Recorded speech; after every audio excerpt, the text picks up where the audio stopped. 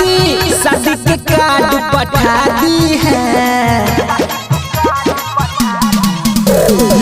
कौन सी शादी होते बर्बादी शादी के कार्ड पठा दी है।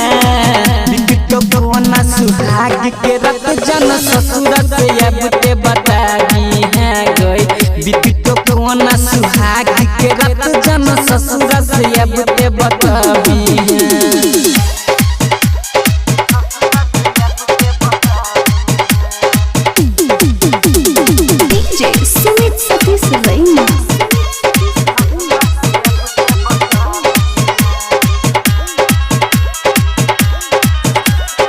सैया के को में खिलई है के तनी हमरा ला बचई है के।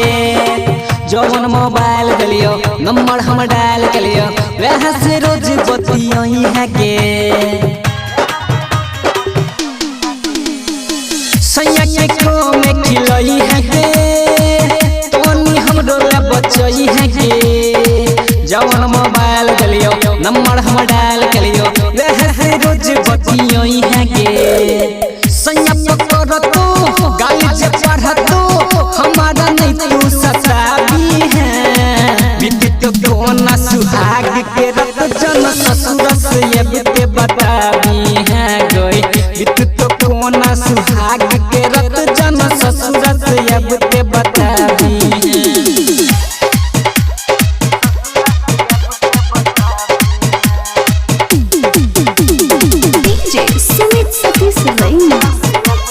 अभी आप सुन रहे हैं खुटोना से मैथिली म्यूजिक की शानदार प्रस्तुति। के कवनो बहाना गे नहीं तू यही है रोजाना गे। हथवा पर हाथ धरबो तोरे सब बात करबो कहै छो जे दीवाना गे। के कवनो बहाना गे नहीं तू यही है रोजाना गे।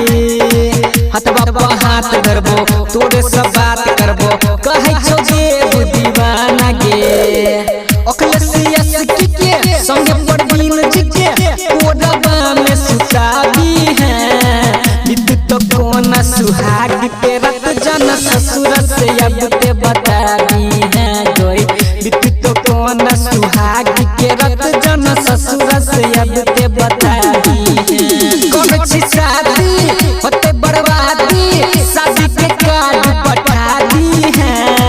बिकट कोना सुहाग के रत जन ससुर से अब ते बता दी है गई। बिकट कोना सुहाग के रत जन ससुर से अब ते बता दी है।